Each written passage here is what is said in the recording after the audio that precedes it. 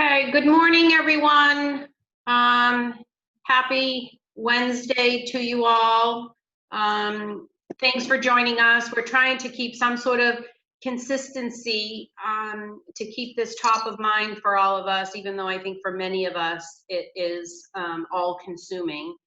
So, but today we are going to continue along the process with, helping you all go through some of the conditions and the application that I attribute it to be more of a rat race, to be honest with you. It's very complex and it's not straightforward at all, which makes things pretty complicated for us that consider ourselves, pretty astute and experts in this area, to those of you who are trying to run businesses and trying to make sense of all of this. So if you haven't heard, the House has passed some changes to the PPP loan forgiveness. And those changes, what we're seeing so far is they're trying to increase the applicable period from 8 weeks to 24 weeks. And the House has voted 417 to 1. So it was a pretty popular change to change the allocation between 75-25 to more like 60-40. This has to, of course, go to the Senate, and we're hopeful that the Senate will pass this. McConnell and Rubio are both supporting this bill. For those of you who might not know, I'm on a task force team with about 2,000 people across the country that have conversations with Washington and other decision makers throughout the country regarding how COVID has impacted businesses and most specifically small businesses. And in the next couple of weeks, we will be having a virtual Hill Talk where we're going to be meeting. I will be specifically meeting with our local congresswomen, men, and senators to put forth what we believe that the changes to the forgiveness need to be for our locality. Massachusetts, believe it or not, is one of the hardest hit states in the country. Many businesses are still not open, and the 8-week period is almost over for them. So the purpose of this, of course, again, is to remain consistent and to give you some understanding of what's happening, but also know that, we're hopeful that significant changes will be made to this, because currently what we're seeing is this forgivable loan is unforgivable. There isn't a loan that will be 100% forgiven given the current terms that we're under. So with that, I'm going to turn it over to Joe. Joe's going to go through some of the application definitions, and in the end, we will open it up for questions. Thank you. Hi, everyone. Before I start, I want to apologize. These slides are going to be very wordy. I'm going to give you that warning now. So this will be uploaded to YouTube. So if you're just joining us and you missed a few minutes, or you would like to go back and reread things, I'll also send out the slides to everyone again. So our first definition is what is the covered period. It's the 8-week time period that you have to spend your money. It starts the day the money is dispersed to you. Throughout the loan application, you're going to see this referenced a few times. And a lot of these do have little examples, but me personally, these examples are too buried into the deep and are too challenging to actually read on our own. So I like to be more a visual learner. So what I did is I came up with this example. If you receive your loan disbursement on May 1st, your covered period is May 1st, and then it's 56 days later. So that goes all the way to June 26th. So it's what your PPP will cover is all of your expenses paid or incurred during this time frame. So that would be your May rent, your May utilities, your May mortgage if you have one, all of your payroll during this time, things of that nature. Then The next definition is the alternative payroll covered period. A few of you may have noticed this in the application and wondered what it is. So first and foremost, it only applies to you if your payroll period is bi-weekly or shorter. So if you're paid every other week, every week, daily, this is when it would apply. This is when you may want to pay attention. It's still 8 weeks of expenses, but you're allowed to move the start date of your payroll expenses. So basically what it would be is that instead of starting your covered period in the middle of this pay period, you can move it to the beginning of the next pay period and make it administratively easier. Administrative choice. You can choose whether you want to do the alternative payroll covered period or the traditional payroll covered period. Just know though that you will need to be reporting on what your covered period is, even if you do use the alternative payroll covered period. So in this example, you have weekly payroll. So in May, you receive your PPP money on May 6th, and you'd be halfway through your payroll period. Payroll period runs from May 3rd to May 9th. Well, instead of saying on your application, okay, I have 4/7 of the week starting May 3rd of payroll, and then at the end, you would say, okay, the week starting June 27th, I have 3/7. It's much easier than that. The whole point is you just move the date and you move the starting period. That way you don't have to provide them with 9 pay periods with allocations and math calculations. Really just supposed to be a simple, easier, make this application fast and smooth for everyone. Now we're going to come to the full-time equivalents, the old rules, and we reported a little bit on this last week where, to our understanding, it was that if you worked less than 40 hours, you were automatically considered 0.5 FTEs. It's actually not the case. We did a little bit more research, and we found that you have the choice between old rules and new rules. Again, administrative convenience, it's up to you. So we're going to walk through what the differences are. So on the FTE old rules, the only change that has happened is now, instead of being considered a full-time equivalent at 30 hours or above, it now requires 40 hours or more. So if you have an employee or yourself work 40 hours or more, you are 1 FTE. If you or your employees work less than 40 hours on average, it is considered to be a percentage of an FTE. So here we have an example of 6 employees. Employee 1 is the store owner. They work 70 hours a week. They're 1 FTE, even though they're really working 1.75 the hours. Doesn't matter, it's 1 FTE. The same with employee number 2. They work 45 hours a week. It's 1 FTE, doesn't matter. Employee 3 is 40 hours, 1 FTE. Employee 4, this is where you're going to say, okay, 32 over 40, 0.8. This employee, so this counts as 0.8 of 1 FTE. Employee 5, 20 hours over 40 hours, you get 1/2 of an FTE. Employee 6, 10 hours out of 40, it's 0.25 FTEs. So even though you're working 217 hours, which is closer to 5.4, 5.5 FTEs, you're only getting 4.55 FTEs. And that's just because of if it's over 40, it doesn't count. If we look at the FTE new rules, it goes to any employee that works 40 hours or more is one FTE, same as the last time. But then it goes to if your employees work on average less than 40 hours, you can make them automatically 0.5 FTEs. Again, this is administrative convenience and is not required. You have a choice as to which one you do. The real benefit here, though, is that if you have several employees that work on average less than 20 hours, this is one way to bump up your FTE levels. And just so that you know, for reasons of consistency, you can't say, well, before coronavirus, the FTE old rules make my FTEs lower, but afterwards the FTE new rules are better. You can't mix and match.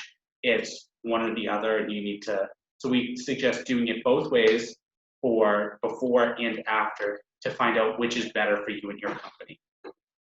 And then again, here's our example. Employees 1 through 3, they work 40 hours or more, so they're each 1 FTE. Employees 4, 5, and 6, they work less than 40 hours, so they're automatically 0.5 FTE. In our example, again, you're going from about 5.5 to then 4.5 FTEs because of the overages. But if you also notice that following the new rules, you get 0.05 less FTEs. Now, it's up to you. I mean, if you're doing the new rules for before and after, that's not going to create enough of an issue that is worth worrying about 0.05. So now we come to salary wage reduction and hourly wage reduction. So this is if you permanently reduce employee wages from what they were between January 1st and March 31st. If you do this, your forgiveness will be reduced. So it only applies if you reduce your employees' wages by more than 25%. So if they go from making $100,000 a year to making $80,000 a year, it's okay. The PPP will not reduce your forgiveness for this. But if you go from paying them $100,000 a year to $50,000 a year, there will be some reduction in what you can be forgiven for their individual payroll. Their payroll is calculated on an annual basis, and you have until June 30th to restore the wages. So, like I said, if you go from paying them 100 to 50, and then at the end of coronavirus, you say, okay, business is starting to pick up again, we can afford to start paying 100,000 again, that's fine. Don't worry about it. But it's if you permanently reduce their wages and you don't reinstate them to the higher amount. This has to be done on an individual employee level, not in total for all of your employees. And when I will say that when I did it for our test subject, it actually was kind of confusing. I thought we would be combining all of them together, and then when I read deeper, you have to do this for each individual employee, which also kind of annoyed me because why are you giving me one line if I'm supposed to be doing this for 10 employees? But that's the application. So in our example, you have 2 employees that were making $80,000 per year. During the covered period, you reduce their wages. You plan to restore their pay to $80,000 at the end. Here, so you're cutting their wages differently. Employee 1, they've been giving you some issues, some performance troubles, so you cut them a little bit more than what you cut employee 2. So for this, employee 1's new wages are $56,000. They were $80,000. That's 0.7%. So, or 0.7, I'm sorry. So what you would do is then you would continue to step 2 and 3, or step 2 and then possibly 3. Step 2 and 3 can become extremely challenging. You're going to need a lot of detailed information on certain dates. We suggest you reach out for help on this. And just so that you know, when our application tool comes out, it will actually not allow you to calculate steps 2 and 3 in the Excel file. You'll need to either do it by hand or reach out for assistance. Employee 2, though, you reduce their wages to $60,000 from $80,000. That's 0.75. That is okay. That is 25%, and you would enter 0 on the reduction amount, and their $60,000 would be forgivable, or well, annualized.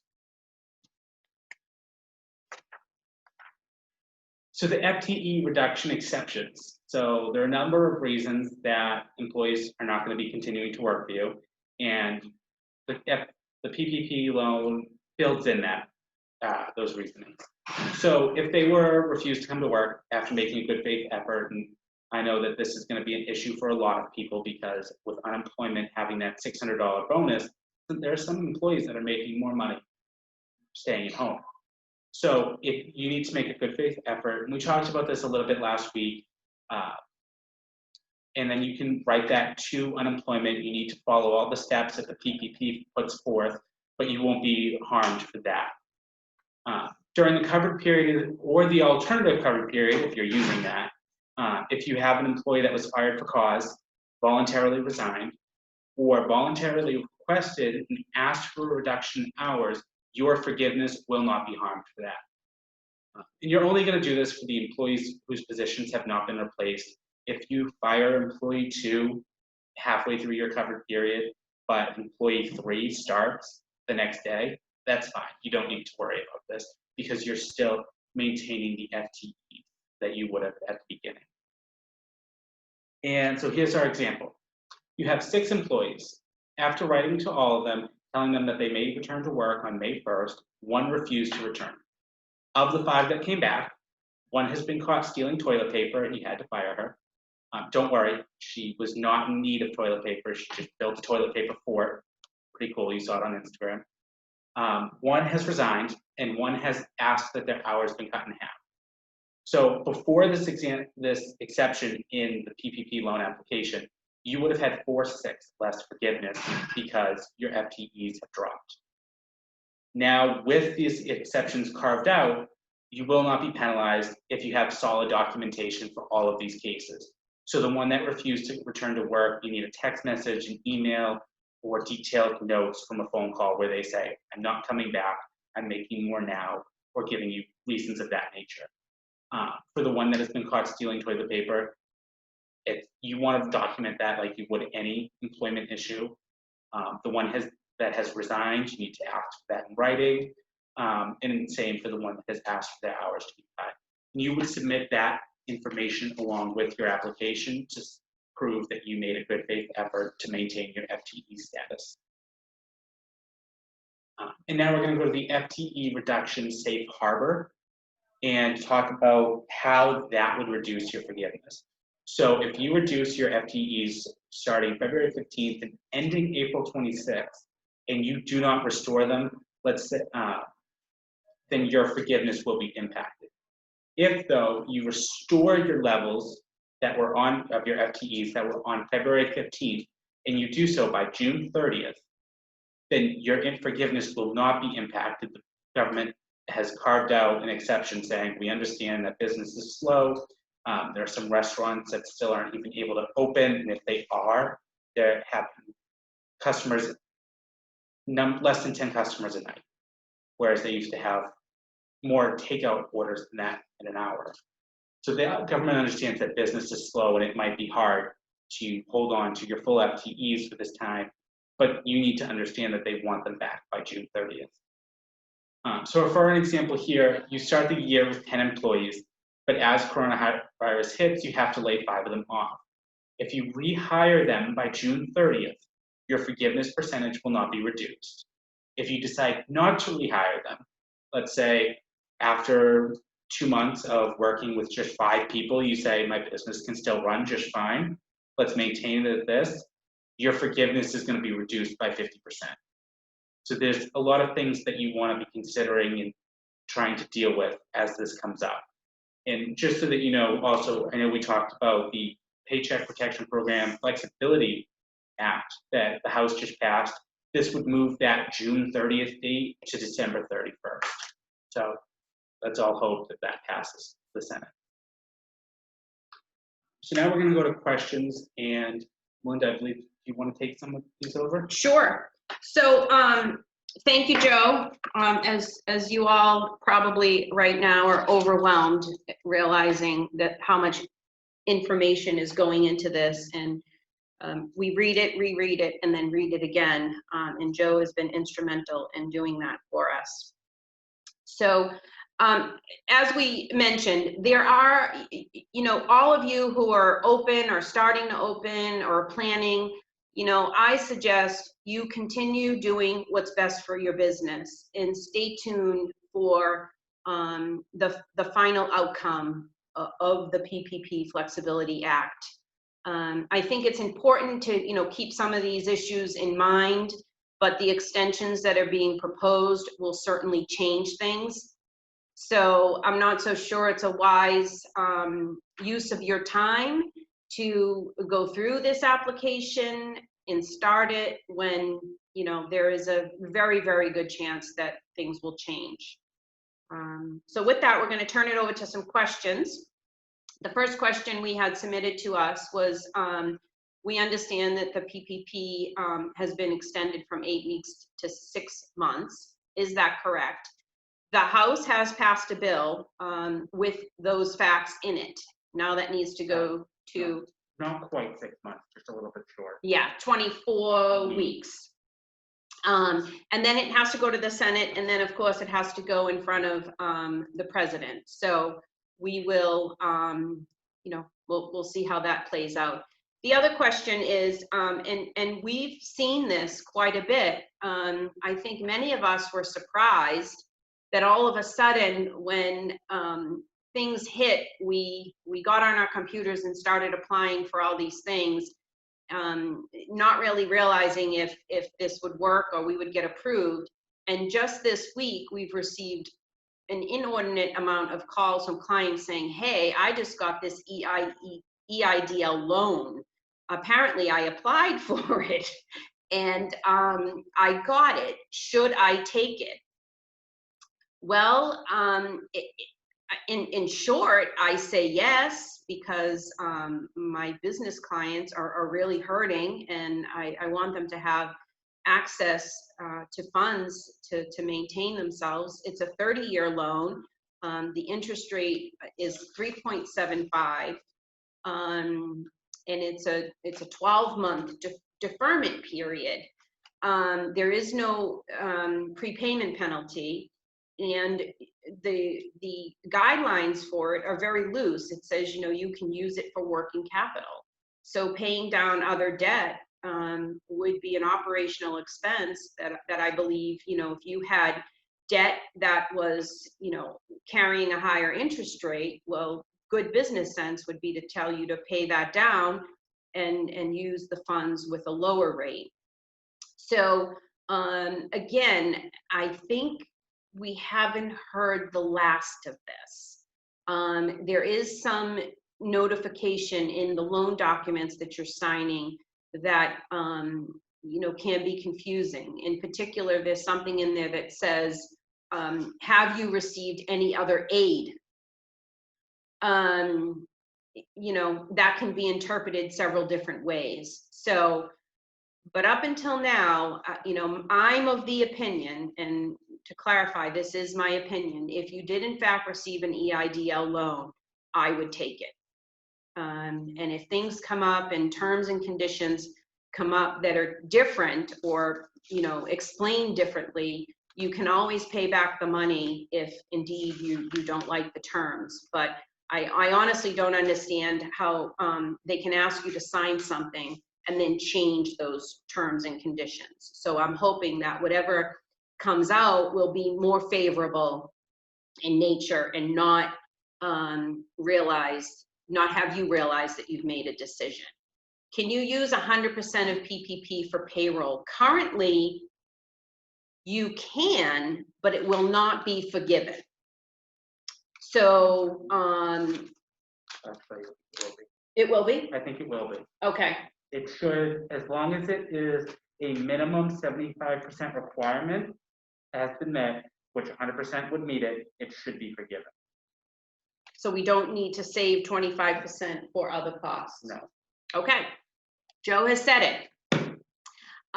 You got an EIDL loan, you got a grant, and you got the PPP. Should I use the grant forgiveness toward the PPP or EIDL loan? Is the EIDL loan simple interest?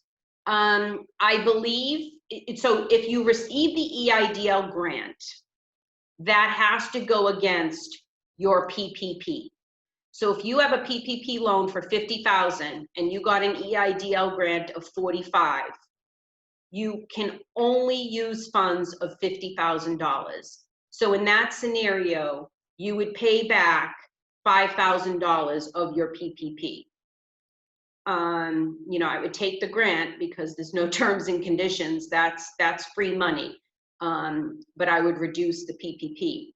I don't believe, I would not recommend taking that money and reducing your EIDL loan. I don't think they'll allow you to do that because nowhere in the EIDL loan does it mention PPP specifically. So is the loan simple interest or compound interest? You know, I don't know. I can look into that and we can post an update on that. I believe it's simple interest, but we'll get back to you on that one, Adam. Thank you. Just one more thing on the EIDL. This 30-year loan is actually what we discussed in our original EIDL webinar. Sorry, this is the EIDL loan that we talked about in our webinar earlier. That is what it was out there before the coronavirus hit. So this EIDL loan was available before. It's the same one some of you may have from years ago that is now resurfacing as along with the $10,000 grant that came out of the CARES Act.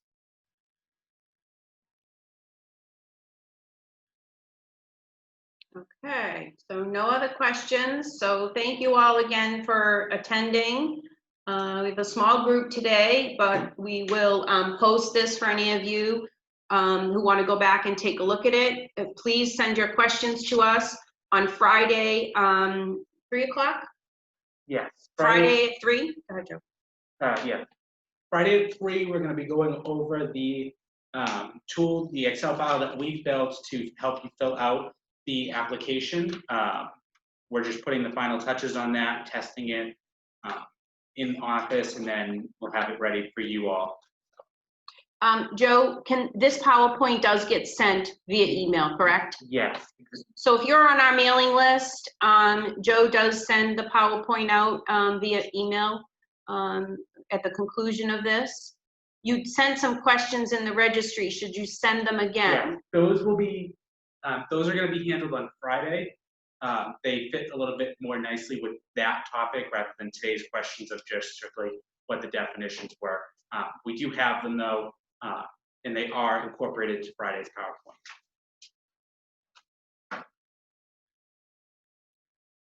All right, perfect. Thank you. Maja, it looks beautiful over there.